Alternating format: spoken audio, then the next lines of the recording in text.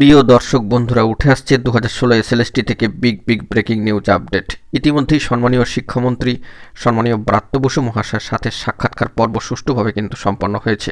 যোগ্য শিক্ষক শিক্ষিকা অধিকার মঞ্চের গুরুত্বপূর্ণ সদস্যরা এবং যোগ্য শিক্ষকরা কিন্তু এই বৈঠক সাক্ষাৎকার পর্ব সম্পন্ন করেছেন।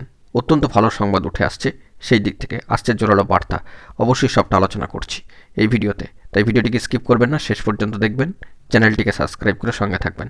চলুন কথাবার্তা না বাড়িয়ে আমরা মূল টপিকে ফোকাস করি। বন্ধুরা, ইতিমধ্যেই উঠে আসছে বড়সড় খবর আপডেট, যেখানে যোগ্য শিক্ষক শিক্ষিকা অধিকার মঞ্চের কার্যত প্রায় যোগ্য 15,500 শিক্ষক শিক্ষিকা গত বৃহস্পতিবার অভিযান কর্মসূচি সম্পন্ন তারা করতে গিয়েছিলেন।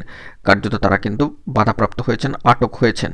তো তারা এরকমই একটি বার্তা তুলেছিলেন যে মাধ্যমিক পরীক্ষা তারা বয়কট করবেন, মাধ্যমিক পরীক্ষায় তারা কোনো কাজে অংশ নেবেন না। কিন্তু এই সমস্ত জল্পনা এবার কিন্তু উড়িয়ে দিয়ে অত্যন্ত ভালো বার্তা উঠে আসছে।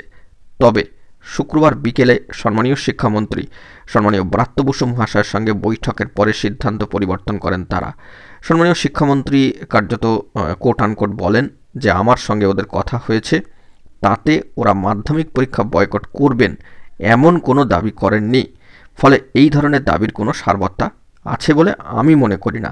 কোট আনকোট এমনই বার্তা কিন্তু উঠে এসেছে। এই ব্যাপারে জানতে চাওয়া হলে মঞ্চের অন্যতম গুরুত্বপূর্ণ কনভেনার মেহবুব মণ্ডল মহাশয় সম্মানীয় শিক্ষক তিনি বলেন, সম্মানীয় শিক্ষামন্ত্রী আমাদের দাবি মেনে আশ্বস্ত করেছেন যে রাজ্য সরকার স্কুল সার্ভিস কমিশন এবং মধ্যশিক্ষা পর্ষদ সমন্বয় রেখে কাজ করবে। যদি তিন পক্ষের মধ্যে কোনো তথ্যের মিসম্যাচ থাকে তাহলে সেটা সংশোধন করা হবে। তো মাধ্যমিক পরীক্ষায় সাংবাদিক বৈঠকে মধ্যশিক্ষা পর্ষদের সম্মানীয় সভাপতি সম্মানীয় রামানুজ গঙ্গোপাধ্যায় মহাশয় কার্যত বলেন, পরীক্ষা সুষ্ঠুভাবে পরিচালনার জন্য যাবতীয় বন্দোবস্ত করা হয়েছে। আন্দোলনকারী যোগ্য শিক্ষাকর্মীরা মাধ্যমিকের কোনো কাজ করবেন না বলে আমাদের কাছে খবর নেই।